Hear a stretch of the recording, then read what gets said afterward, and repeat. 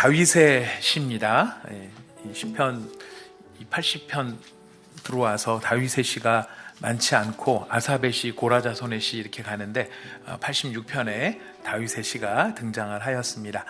여기 1절에 보시면 여호와여 나는 가난하고 궁핍하오니 주의 귀를 기울여 내게 응답하소서 이렇게 되어 있습니다. 여러분 다윗이 가난했나요? 안 살아봐서 모르시죠? 다윗이 가난했나 생각을 해보면 다윗이 나중에는 굉장히 부하게 사는 것은 맞는 것 같습니다. 그런데 다윗이 처음부터 부했었나 그런 것 같지는 않습니다. 다윗이 어려서부터 양치기를 했다라는 사실은 다윗의 가정이, 그러니까 이세의 가정이죠. 이세의 가정이 그렇게 풍족한 가정은 아니었던 것 같고요. 또 다윗이 그 골리앗을 물리치고 난 다음에 왕의 사위가 될 수 있는 기회가 생겼을 때에 단박 왕의 사위가 된 게 아니라 약간의 텀이 있습니다. 그때 이제 다윗이 친구들이랑 주변에 있는 사람들이랑 한 이야기를 놓고 보면 왕의 사위가 되는 일이 그렇게 가벼운 일인 줄 아느냐? 나는 가난하다. 이런 이야기를 하게 됩니다. 이런 걸 보면은 다윗이 자기가 생각하는 사회적 지위적으로 봤었을 때는 그렇게 부자인 사람이 아니었던 것 같습니다. 자, 그런데 이 다윗은 지금 이 시를 지을 때는 적어도 그렇게까지 가난한 정도는 아닌데 재밌게도 다윗이 하나님 앞에 설 때의 자기 인식, 하나님 앞에서 내가 어떤 사람인가 이거를 표현할 때는 가난하고 궁핍하다는 것이 다윗의 자기 정체성, 다윗이 자기를 이해하는 모습인 것을 우리는 여러 번 발견할 수 있습니다. 시편 35편 10절 말씀을 아마 보여주실 건데요. 네, 같이 한번 읽어보겠습니다. 시작. 내 모든 뼈가 이르기를 여호와와 같은 이가 누구냐? 가난하고 궁핍한 자를 노력하는 자에게서 건지시는 이라 하리로다. 내 모든 뼈가 이르기를 여호와와 같은 이가 누구냐? 여호와는 어떤 분이십니까? 가난한 자를 그보다 강한 자에서 건지시고 가난하고 궁핍한 자를 노력하는 자에게서 건지신다. 그랬을 때 저 가난하고 궁핍한 자가 일반적으로 가난한 자와 궁핍한 자이겠습니까? 아니면은 나를 하나님이 건지시겠다라고 하는 그런 표현이 되겠습니까? 분위기로 보면은 뒤쪽인 것 같죠. 맞습니다. 역시 잘 이해하셨습니다. 다윗이 가난하고 궁핍한 자를 하나님이 일반적으로 건지시는 것도 있지만 하나님 앞에서의 자기 모습, 그 모습은 나는 가난하고 궁핍하다라는 겁니다. 40장 17절 말씀을 한번 보겠습니다. 한번 읽어보겠습니다. 시작. 나는 가난하고 궁핍하오니 주께서는 나를 생각하시오니 주는 나의 도움이시오 나를 건지시는 이시라. 나의 하나님이여 지체하지 마소서. 다윗의 자기 인식입니다. 나는 가난하고 궁핍합니다. 하나님. 70장 5절 말씀 읽어보겠습니다. 70장 5절 시작. 내게 임하소서. 주는 나의 도움이시오 이시오니 여호와여 지체하지 마소서. 뭐 이렇게 계속 가난하고 궁핍하다 그러는지 모르겠어요. 또 있어요. 82편 4절 말씀 읽어보겠습니다. 시작. 가난한 자와 궁핍한 자를 구원하여 악인들의 손에서 건질지니라 하시는도다.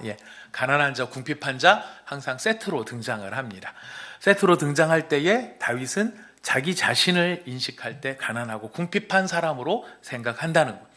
하나님 입장에서는 야 내가 너한테 이렇게 많은 걸 줬는데 너 어떻게 맨날 가난하다 그러냐, 맨날 궁핍하다 그러냐, 이게 하나님 앞에서 하나님이 베풀어 주신 은혜를 망각하는 차원에서 가난하고 궁핍하다는 뜻을 이야기하는 것은 아닐 것입니다. 다윗이 하나님 앞에서 자기 자신을 돌아보게 되었을 때에 나는 어떤 존재인가, 내 스스로가 나를 채워서 하나님의 도움 없이도 살 수 있는 존재인가, 하나님이 내게 금도 몇백 달란트씩 몇 톤씩 막 몇십 톤씩 주시고 땅도 이렇게 많이 차지하시고 그러니 나는 부자다 이렇게 살 수 있는 게 아니라 내가 아무리 이 세상 모든 땅을 다 가지고 있다 할지라도 내가 하나님을 의지하지 않고는 살 수 없는 사람이다 라는 측면에서 다윗은 하나님 앞에 나는 늘 가난하고 궁핍합니다. 주님이 돕지 아니하시면은 저는 살 수 없는 사람입니다 라고 하는 고백이 다윗의 고백이었던 것이죠. 이것은 하나님 앞에서의 자기 실존입니다. 우리는 세상의 재물과 세상에서 갖는 기준으로 놓고 봤을 때 세상의 기준에서 이만한 게 있다 하면 부한 것이고 세상의 기준에서 이만한 게 없다 그러면 가난한 것이라고 생각할 수 있을지 모르지만 여러분, 세상의 기준이 아니라 하나님의 관점에서 놓고 보면 아무리 세상에 요즘에 조물주보다 높은 게 건물주라고 그런 얘기들이 심심치 않게 농담 삼아 들리는 이 세대 아니겠습니까? 근데 한 구역에 있는 땅 전체가 내 거다. 그런 분이 계셨어요. 우리 옛날 사랑의 교회 그 서초동 서초 예배당 앞에 그때 맥도날드가 있었고 맥도날드 앞에 야구장이 있었고 그랬는데 야구장 옆에 신흥관인가요? 하여튼 그 갈비집도 있었고 그랬는데 그 땅 전체가 한 할아버지의 소유였어요. 그래서 강남구에서 재산세를 두 번째로 개인적으로 두 번째로 많이 낸다 그러셨어요. 하여튼 그 당시 소문인데 실체는 모르겠습니다. 하여튼 현금만 보유하고 있는 게 4천억이다 이런 이야기가 있을 정도로 아주 엄청난 부자이셨습니다. 참 굉장한 부자죠. 사람들이 볼 땐 부자예요. 하지만 하나님이 보셨을 때 부자일까요? 그것은 다른 이야기라고 하는 것이죠. 다윗은 그런 관점에서 자기를 이해하고 있습니다. 나는 하나님 앞에서 어떤 사람인가? 가난하고 궁핍한 사람이다. 그러니 그 가난하고 궁핍한 내가 여러분 86편 2절 아마 페이퍼 다 받으셨을 텐데요. 페이퍼는 제가 잠시 요거까지만 이야기하고 설명을 드리겠습니다. 자기를 뭐라고 봅니까? 경건하다고 이야기를 해요. 자, 여기 경건한 자 손 들어보세요. 나는 경건한 사람입니다.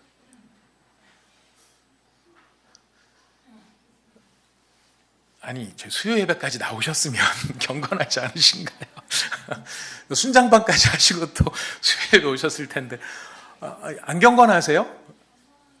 차마 경건하다고 말하기에는 내가 안 경건한 것 같은 그런 느낌이 드시나요? 맞습니다. 우리 겸손이죠.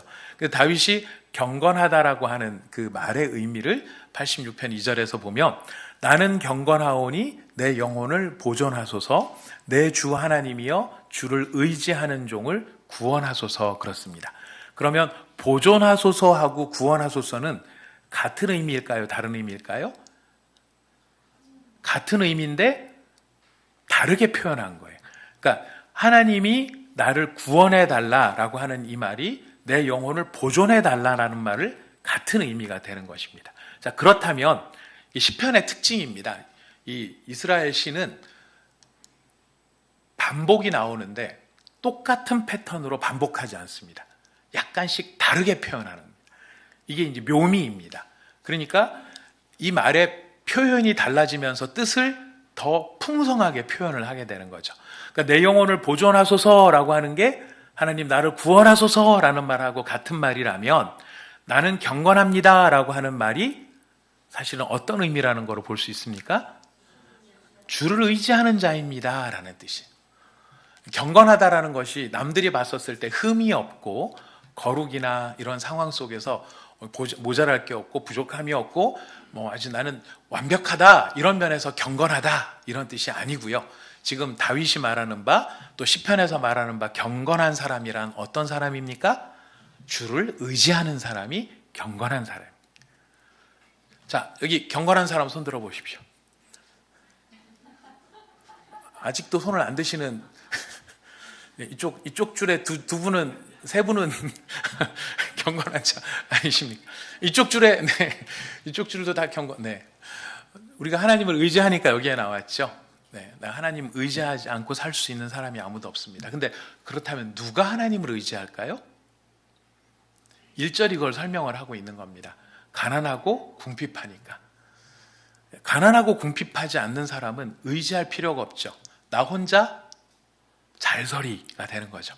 찬송가 가운데 나 혼자 못서리 이런 찬송가 가사가 있는데 나 혼자 못서리가 아니고 내가 부유하고 풍족하다고 하면 나 혼자 잘서리가 되는 겁니다.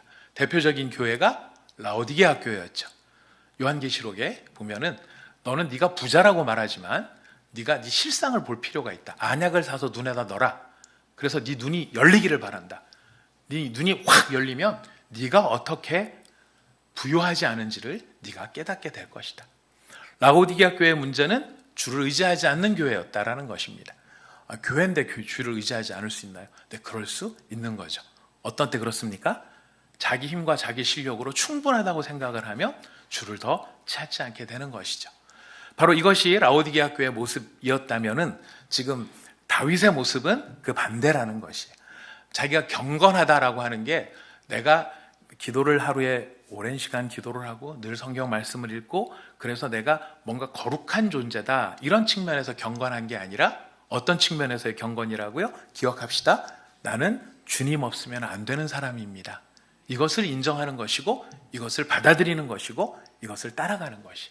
근데 정말로 그렇게 따라가기 위해서는 내가 누구인지를 알아야 되는데 그래서 다윗은 늘 자기 자신을 하나님 앞에서 보게 되는 것입니다. 나는 가난하고 궁핍하다. 나는 가난하고 하나님이 돕지 않으면 나 혼자 못 서는 사람이다. 내가 왕의 역할을 해도 하나님이 안 도와주시면은 이 왕의 역할 못 하는 거고 내 나라가 지금 현재 보기에는 번듯한지 몰라도 하나님이 돕지 않으면은 망하는 건 한순간이다. 이거를 알고 있는 사람이고. 그래서 늘 하나님 저를 도와주십시오. 하나님 저를 도와주십시오. 왜냐하면 저는 가난하고 궁핍하기 때문입니다. 하나님을 향한 겸비함과 겸손함인 것입니다. 자, 이제 시편 86편을 제가 수요 예배 설교 본문으로 이게 핵심장으로 주어진 것을 엄청 제가 이런 말 어지간해서 드릴 수가 없는데 진짜 열심히 연구를 했습니다. 엄청 연구를 하는데 맥이 안 잡히는 거예요. 여러분 쭉 보시다가 보면은 나는 가난하고 궁핍합니다 그러는데 9절에 가서 보시면 그게 나하고 상관 있는 얘기가 아니고 갑자기 무슨 얘기가 나옵니까? 주여 주께서 지으신 모든 민족이 와서 주의 앞에 경배하며 주의 이름에 영광을 돌리리이다. 짝이 맞는다고 생각이 되십니까?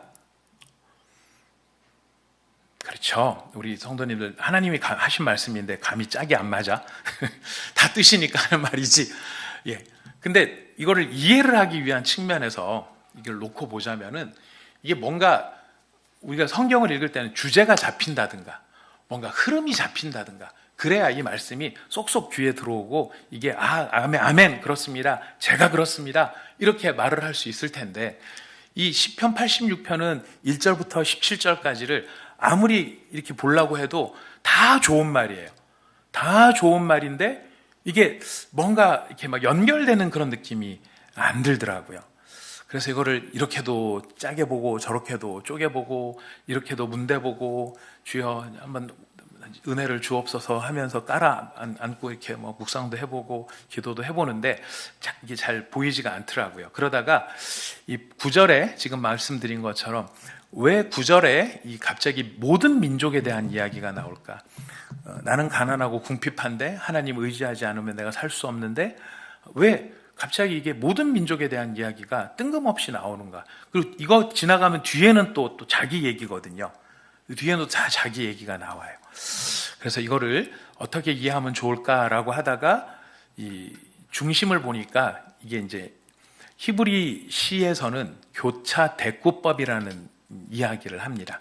지금 위에서부터 보시면은 알파벳으로 A, B, C, D, E, F 그 다음에 X라고 하는 구절 말씀이 있고 그 다음에 다시 F-, E-, D-, C-, B-, A- 이렇게 되어 있는 이게 이제 교차하면서 서로 대조를 이루고 있는 그런 유형의 시, 그런 형태로 이 히브리 문학이 구성이 되어 있는 특징이 있습니다.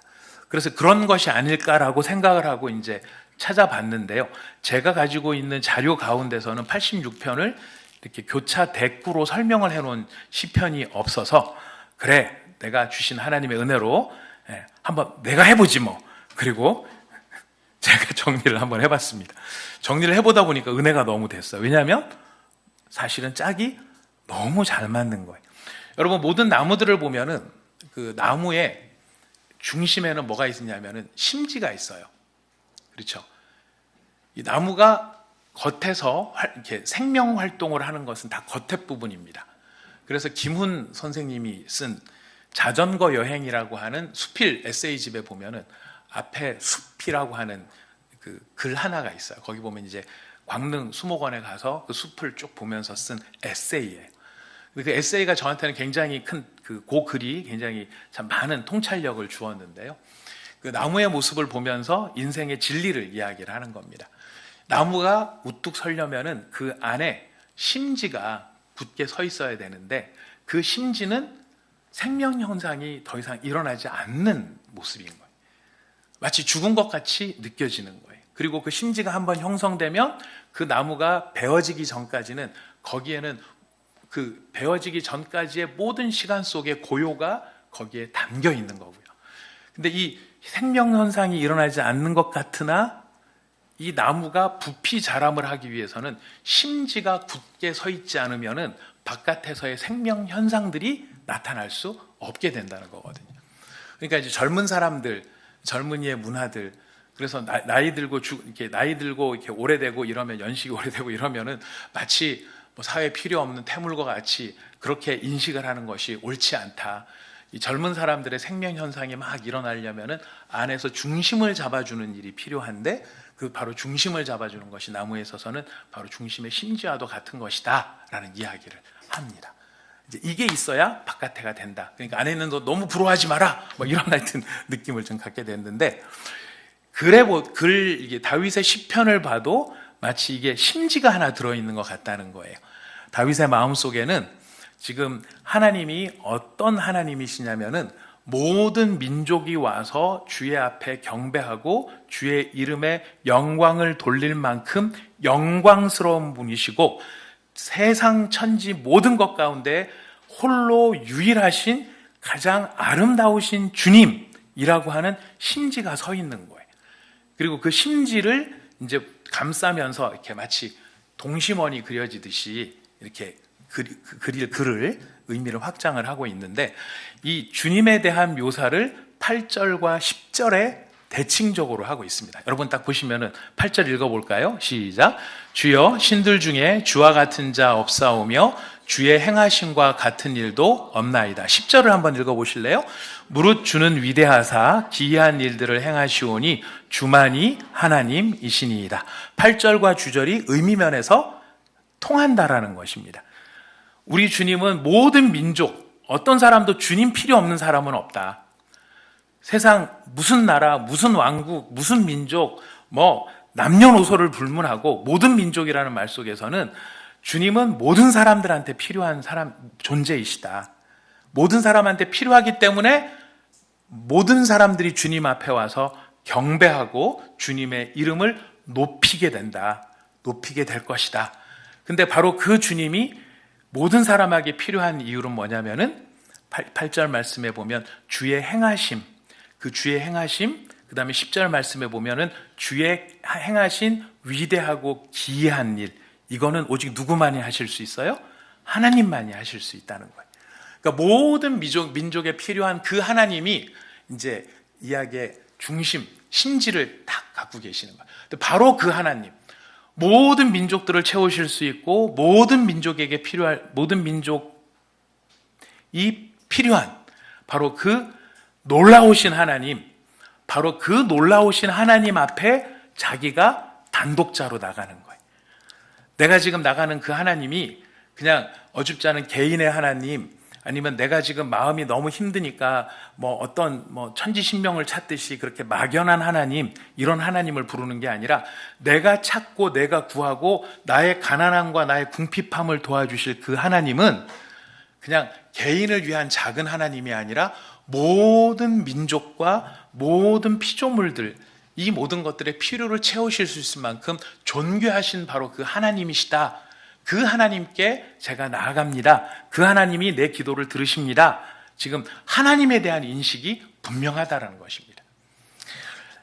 이게 왜 중요하냐면은 우리는 많은 경우에 우리가 기도를 할 때 우리가 간절한 기도는 그만큼 나한테 중요하고 다급하고 나한테 필요한 일들에 대해서 우리가 기도를 더 열심히 하는 경우가 많습니다. 이건 인지상정이겠죠. 그런데 그렇게 하다 보니까 그런 기도, 틀린 기도는 그러니까 부족하고 틀렸다라고 말하기는 어렵지만 기도가 기도되어지기 위해서 가져야 될 가장 중요한 요소는 내 기도를 들으시는 분이 어떤 분인가, 그리고 내 기도를 들으시는 분과 내가 어떤 관계에 있는가, 내가 내 기도를 들으시는 분에 대해서 어떤 마음가짐을 가지고 있는가, 이거를 알고 그 관계 안에서 기도하는 것이 가장 중요합니다.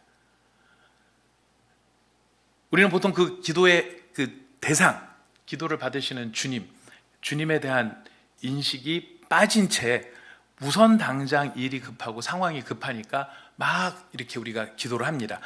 그런 기도 하지 말라는 뜻이 아닙니다. 할 수는 있습니다. 하지만 그 다급함이 끝나고 난 다음에라도 우리는 기억해야 됩니다. 나와 영적인 교제를 나누시는 이분이 어떤 분이신가? 이걸 아는 게 왜 중요할까요? 이 하나님이 얼마나 놀라운 하나님이고 얼마나 권능 있는 하나님인가를 알 때에 어떤 확신이 생길까요? 내 문제가 풀릴 것이라는 것에 대한 확신을 가질 수 있는 거거든요. 우리의 기도는 푸념이 아닙니다. 우리의 기도는 던져보는 기도가 아닙니다. 너무 속상하니까 말이라도 한번 해보자 해서 하는 기도가 아닙니다. 우리의 기도는요, 응답될 것이라고 하는 것, 들으시고 이루실 것이라고 하는 것에 대한 확신 속에서 되어지는 것이 우리의 기도인 거예요. 근데 그게 확신을 가질 수 있는 근거는 뭐냐면, 내가 뜨겁기 때문에, 내가 간절하기 때문에, 내가 메어달리기 때문에, 내가 열정적으로 찬양하고, 내가 열정적으로 밥을 굶고, 내가 열정적으로 뭘 하니까 이게 응답이 된다가 아니에요. 응답이 되는 단 하나의 이유는 무엇이냐면, 내 기도를 들으시는 하나님이 그 일을 하실 수 있는 분이기 때문에 그렇다는 거예요. 그래서 기도는, 또 모든 신앙에 있어서의 관계는 지금 내가 부르는 하나님이 어떤 분이신가, 그 하나님이 과연 어떤 권능과 어떤 마음과 어떤 능력을 가지고 계시는가를 깨닫고 알면 알수록 우리의 기도는 더 확신을 갖고 할 수 있는 기도가 될 수 있다는 것입니다. 그래서 지금 다윗은 그 중심에 바로 이 하나님에 대해서, 주와 같은 분이 없으십니다. 주님이 행하신 것 같은 일도 할 수 있는 사람이 아무도 없습니다. 주는 위대하실 뿐만 아니라 기이한 일을 행하십니다. 주님만이 하나님이십니다. 제가 바로 그 하나님께 이 기도를 드리는 것입니다. 라고 지금 다윗은 이야기를 하고 있는 것이죠. 자, 그랬을 때 바로 이 주님에 대한 이 중심을 감싸면서 지금 다윗이 이제 86편 6절, 7절 우리 한번 같이 읽어보겠습니다. 시작. 여호와여, 나의 기도에 귀를 기울이시고 내가 간구하는 소리를 들으소서. 나의 환난 날에 내가 주께 부르짖으리니 주께서 내게 응답하시리이다. 예. 자, 하나님이 여호와여, 나의 기도에 귀를 기울이시고 내가 간구하는 소리를 들으소서. 하나님 들어주세요라고 하는 이 말과 짝을 이루는 11절 말씀을 한번 읽어보겠습니다. 시작. 여호와여, 주의 도를 내가 주의 진리에 행하오리니 일심으로 주의 이름을 경외하게 하소서. 6절에서는 하나님 내 기도를 들어주세요 라고 하는 부르짖음인데, 11절에서는 그 기도를 들어주세요 라고 말하는 다윗이 하나님 앞에 뭐라고 기도를 하느냐 하면, 하나님 얘기도 저에게 해주세요 라는 뜻입니다. 주의 도를 내게 가르치소서라고 하는 것이 진리의 말씀을 가르쳐줘서 내가 모르는 걸 알게 해주소서가 아니고, 뭐를 하기 위해서요? 내가 주의 진리에 행하기 위해서. 하나님 들어주세요만 중요한 게 아니라요, 우리의 기도에는 쌍방간의 교제가 돼야 됩니다. 하나님 들어주세요라고 이야기를 하려면 우리도 하나님한테 뭐라고 할 줄 알아야 되겠습니까? 하나님, 저한테 말씀해 주세요. 저도 하나님의 말에 귀를 기울이고 하나님의 말씀하신 것을 저도 행하겠습니다. 기분 나쁘신가요? 마음에 안 드시나요? 그냥 우리는 일방적으로 하나님에 달라고만 하고, 우리는 하나님이 뭔 말씀하시는 건 하나님 말씀하지 마세요. 저 부담스러우니까. 저는 안 들으랍니다. 여러분, 이거는 사랑하는 관계가 아닙니다. 세상에서도 아주 유명한 말이 있죠. Give and take예요. 예. take out이 아니고요. take예요. 내가 받고 싶은 게 있으면은 하나님을 향해서 어떤 마음을 가질 필요가 있을까요? 예. 하나님께 들으려는 마음이 필요하다라는 것이. 왜냐하면 건강한 관계이기 때문에, 살아있는 관계이기 때문에. 하나님과 우리와 지금 다윗과 하나님의 관계가 살아있는 관계예요. 그래서 다윗은 자기한테 필요한 것이 이렇게 많이 있지만 나의 기도에 귀를 기울여 주세요라고 하나님 앞에 아뢰는 그 심정의 밑바닥에는 하나님, 저도 하나님의 말씀을 듣고 싶습니다. 그리고 저도 하나님이 원하시는 것을 하고 싶습니다. 여러분, 이런 관계의 기쁨이 진짜 관계의 기쁨이 아닐까 생각이 됩니다.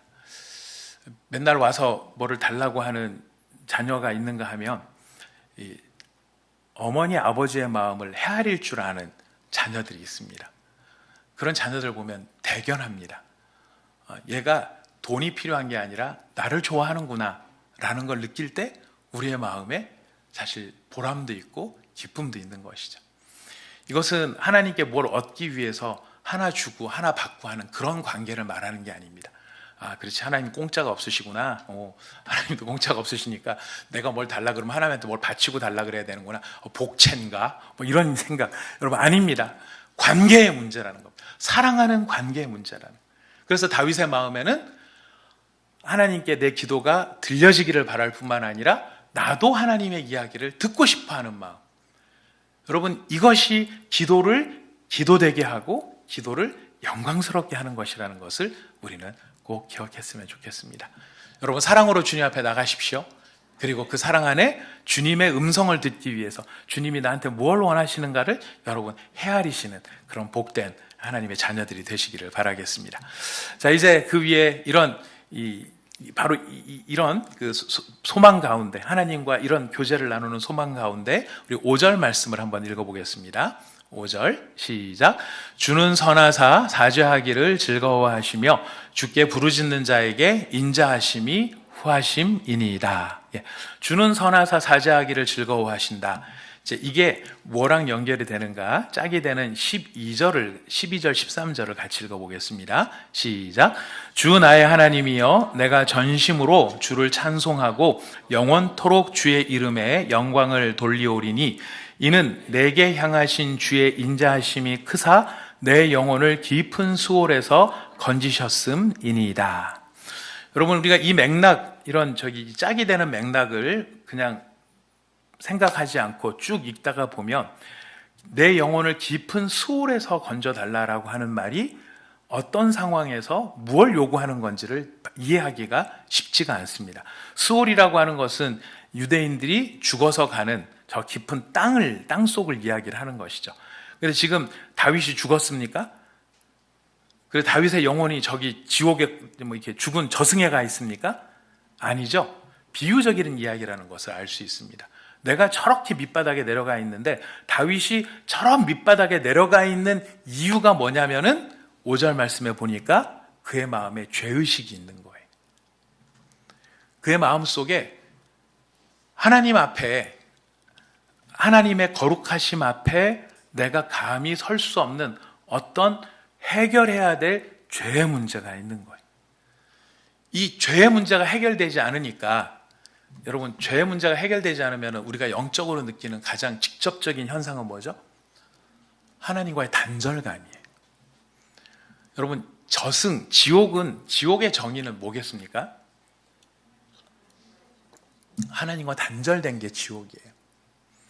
성도가 지옥을 이 세상에서 경험하는 거는요, 하나님과 단절된 느낌, 이것만큼 성도로 하여금 힘들게 하는 게 없어요.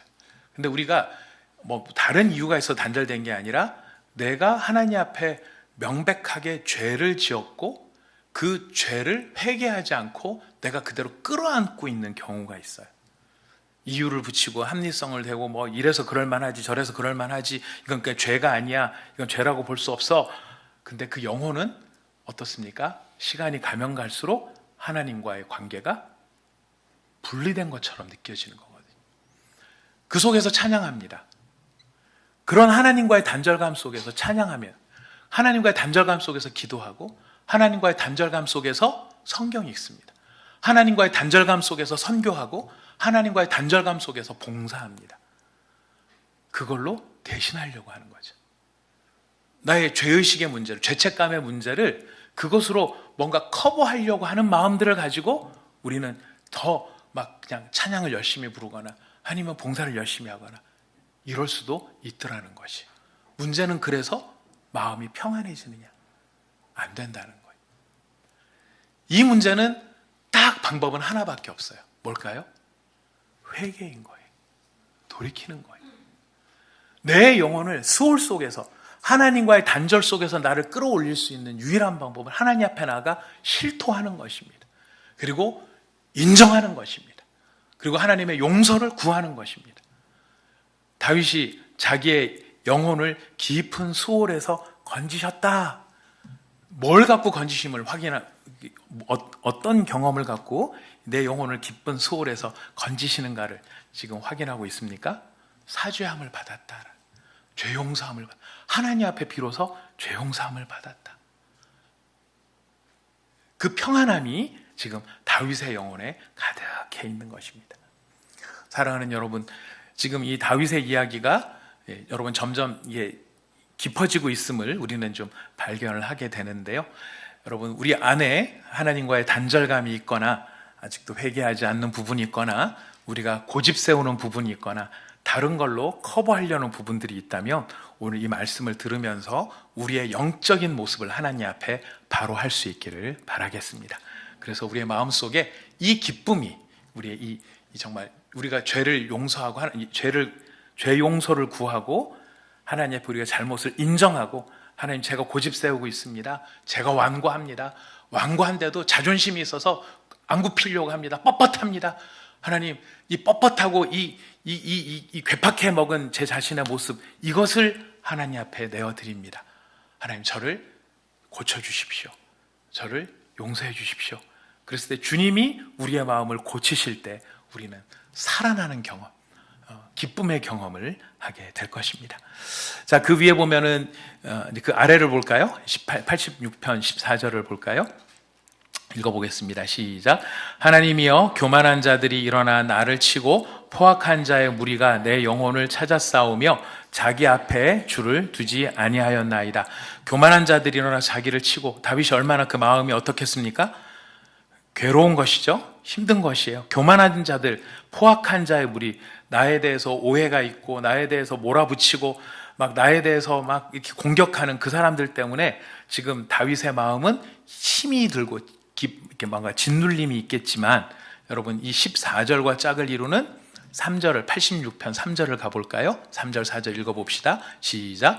주여 내게 은혜를 베푸소서. 내가 종일 주께 부르짖나이다. 주여 내 영혼이 주를 우러러보오니 주여 내 영혼을 기쁘게 하소서. 사람을 바라봤을 때는 그의 마음이 괴롭고 힘들지만 다윗은 이야기합니다. 누구를 바라볼 때? 내 영혼이 누구를 우러러봐요? 주님을 우러러봐요. 내 영혼을 기쁘게 하실 분이 누구라는 것입니까? 주님이시라는 거죠. 주님만이 나를 진짜로 기쁘시게 할 수 있다는 거예요. 여러분, 우리가 공동체 생활을 하고 이렇게 많은 사람과의 관계를 가지다가 보면은 이제 이 사람하고 좀 하면서 이 사람한테서 만족을 이렇게 느끼고 위로를 얻을 때가 있어요. 근데 사람 관계라는 게요, 참 묘하더라고요. 이게 어느 정도 지나고 나면 더 이상 그 사람한테 뭔가 재미가 없고 뭐 이렇게 되면은 그런 느낌이 들 때가 있거든요. 그러면 어떻게 합니까? 딴 사람하고 친해져요. 또 딴 사람하고 친해져요. 심지어는 이제 다락방도 가끔씩 바꿔보고, 더 심하면 이제 교회도 바꿔보고, 더 심하면 불교로도 한번 가볼까요? 만족이 있겠습니까? 아니요, 없어요. 근본적인 문제가 뭐냐면 내 문제거든요. 남의 문제가 아니고 내 문제. 내 문제라는 게 달리 내 문제가 아니고 주를 바라보지 않고 사람을 바라보는, 사람들은 제가 봤을 때 교만한 자, 포악한 자가요, 자기가 느끼기에 지금 교만하고 포악한 자예요. 이 사람이 실제로 교만하고 포악할 수도 있겠지만은 다윗이 지금 느끼는 건 뭐냐면은 외로움 속에 있다 보니까 내 주변에 있는 사람들이 다 이렇게 느껴질 수 있는 거예요. 사람들이 그렇게 보일 수 있는 거예요. 하지만 그거를 넘어서 지금 누구를 바라볼 때, 주를 바라볼 때 다윗이 구하는 게 뭐냐면 내 영혼을 기쁘게 하시는 것, 바로 하나님이시다. 내 영혼을 기쁘게 하는 것 하나님이시다. 이 진리를 아는 사람은요, 교도소에서 주님을 만난 분들이 계시더라고요. 그 수많은 범죄자들 속에서 있는데 온갖 죄를 다 저지른 이야기를 막 듣다 보면은 저게 인간인가 사람인가 막 싶어서 막 토가 나올 정도로 막 이 사람들 곁에 전혀 있고 싶지 않은데 결국 자기도 죄인 벗어날 수 없는, 너무 힘든 거죠. 근데 여기에서 어떻게 기쁨을 회복하는가? 믿음의 고백입니다. 모든 것이 갇혀져 있고 내가 헤어날 수 없는 환경 가운데 놓여 있지만은 그 속에서라도 누구를 바라볼 수 있어요? 주님을 바라볼 수 있는 거죠.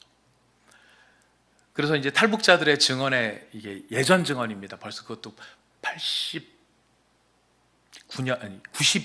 93년 그때 이제 그 북한 선교를 하셨던 선교사님들이 이야기를 해주셨던 이야기가, 이제 기독교인들을 탄압을 할 때 이제 수용소 같은 데를 보내는데 이 북한 교도관들이 기독교인들한테는 고개를 들지 못하게 한다는 거예요.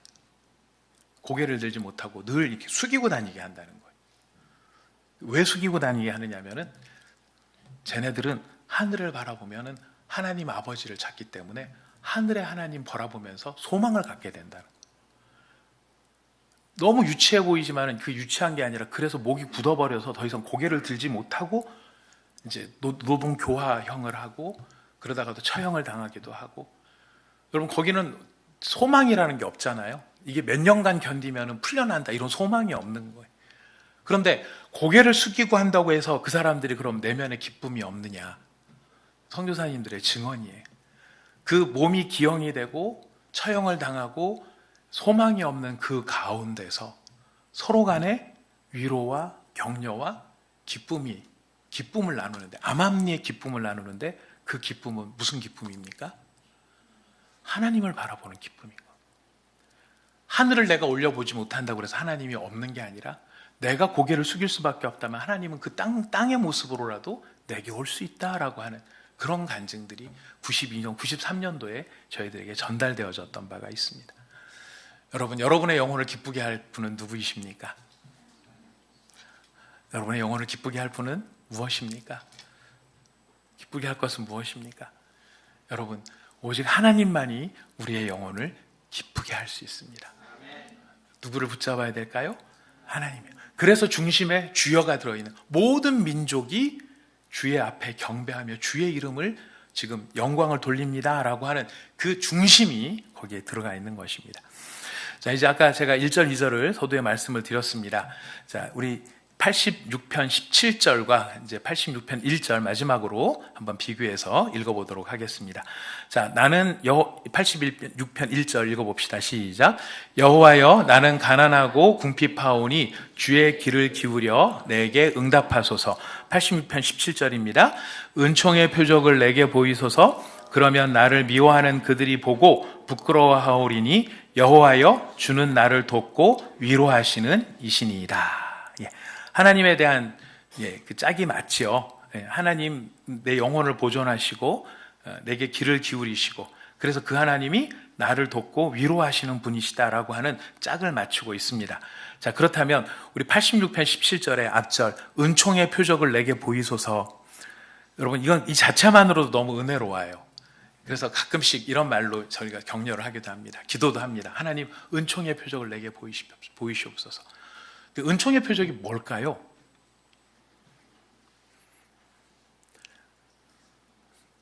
은총의 표적이 되게 좋은데, 은총의 표적이 그러니까 여러분 어떻게 됐을 때 은총의 표적이 나타난다고 생각이 되십니까?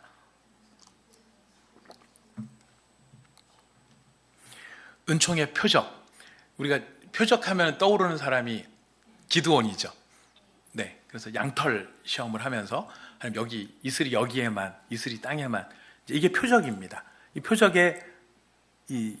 표적의 기능은 뭐냐면은 하나님이 살아계신다는 것을 지금 보여주는 것이죠. 그게 표적의 기능이에요.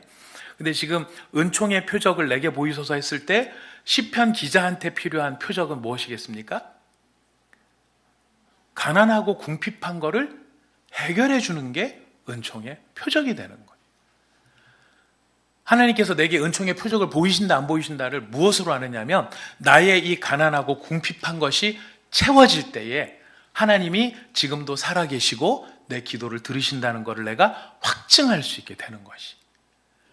그래서 나의 가난함과 나의 궁핍함을 하나님 앞에 아뢰는 것이고, 하나님 그러니 나의 가난함과 궁핍함을 채워주심으로써 하나님이 지금도 살아계시는 것과 하나님이 나를 사랑하신다는 것을 모든 사람들이 보고 하나님 공감할 수 있도록, 인정하지 않을 수 없도록 그렇게 하나님 응답해 달라고 이야기를 하고 있는 것입니다.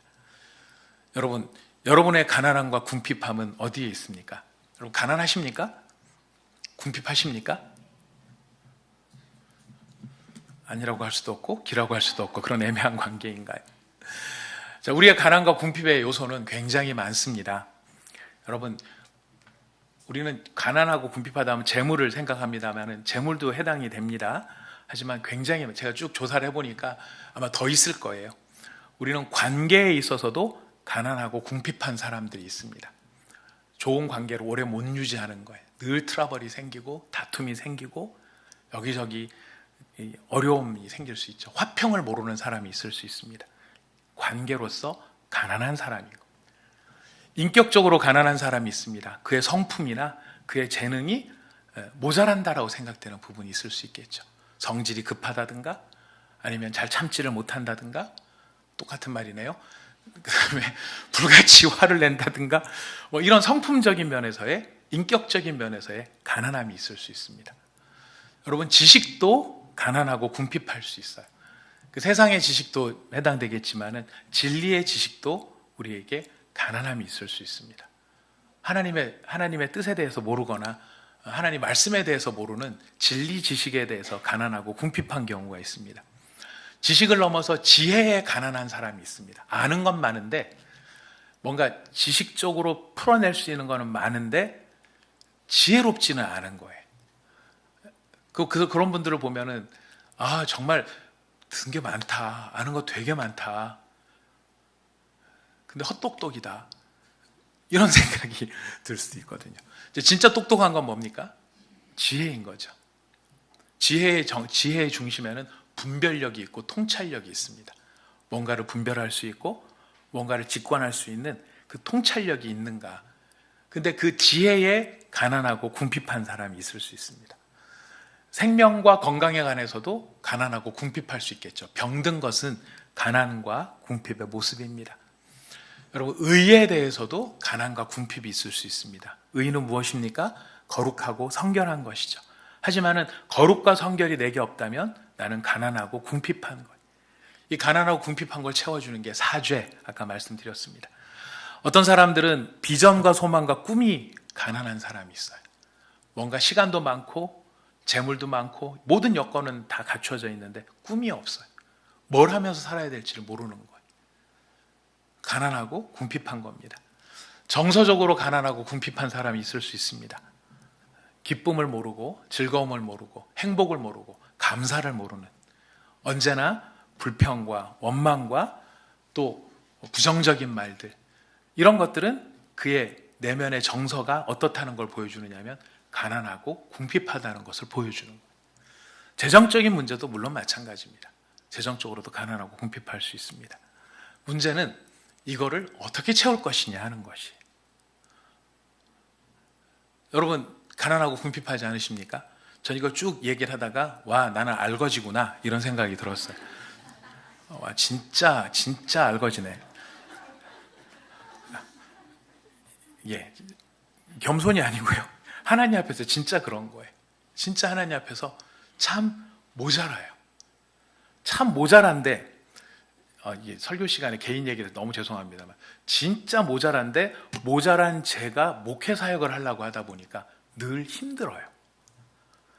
이게 마치 뭐랑 같으냐면 엄마 아빠가 가난해요. 애들이 울어요. 배가 고프다고 울어요. 근데 엄마 아빠가 가난하니까 줄 게 없는 거예요. 뭐라도 주려고 애를 쓰는데 기껏 갖고 오는 게 뭐냐면은 풀뿌리 캐가지고 와서 먹이는 거예요. 그런 심정이 들 때가 있더라는 겁니다. 내가 참 가난하구나. 내가 참 궁핍하구나. 이런 면에서 진짜 알거지구나. 여러분, 무엇으로 채울 수 있을까요? 할렐루야, 맞습니다. 예수 그리스도입니다. 예수 그리스도만이 우리의 가난과 궁핍을 채울 수 있는 겁니다. 예수 그리스도로 말미암아 채워지지 않는 가난과 궁핍이 있다면 어떤 것으로도 채울 수 없습니다. 예수 그리스도로 만족할 수 없다면 어떤 무엇이 다른 조건이 갖추어진다고 해도 절대 채워지지 않습니다.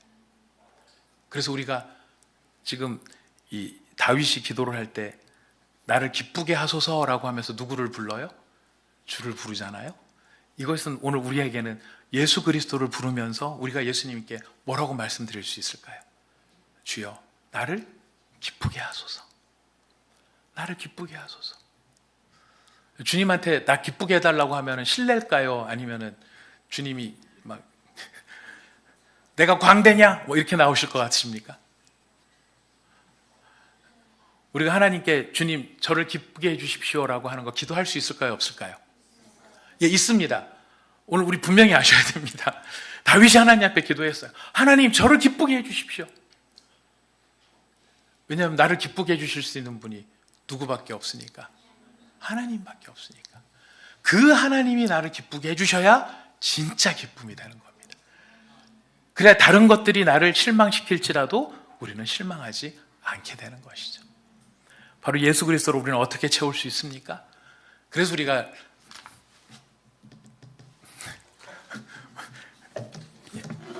이거 하는 이유가 리딩 지저스 성경 통독을 하는 이유가 프로그램 하자는 게 아니에요. 우리가 지금 리딩 지저스 하자는 건 뭐냐면 오직 예수님만이 나를 채우실 수 있고 나의 만족이 되실 수 있고 나의 기쁨이 되실 수 있기 때문에 말씀을 통해서 우리가 예수를 경험하게 되는 거거든요. 그러니 이 말씀을 더 가까이 하고 정해진 분량만 읽지 마십시오. 성령이 인도하시면은요, 여러분 1년 1독이 제한 두지 마십시오. 막 더 읽고 싶은데 교회 밸런스를 따라야 돼. 내 마음은 오독하고 싶은데 혼자서 이러면은 교회 덕이 안 돼. 일독해야지. 이러지 마시고요. 예수님을 찾으십시오. 예수님을 찾기 위해서라면 더 말씀에 창념하셔야 됩니다. 왜냐하면 말씀 외에는 우리가 예수 그리스도를 분명하게 알 수 있는 방법이 없기 때문이에요. 근데 그 기도 가운데 누구를 구해야 될까요? 바로 예수님을, 말씀을 읽으면서 예수님을 찾아야 되고 그 말씀을 가지고 기도할 때 예수님을 찾아야 돼요. 그리고 우리도 다윗처럼 뭐라고 이야기할 수 있겠습니까? 나는 가난하고 궁핍합니다.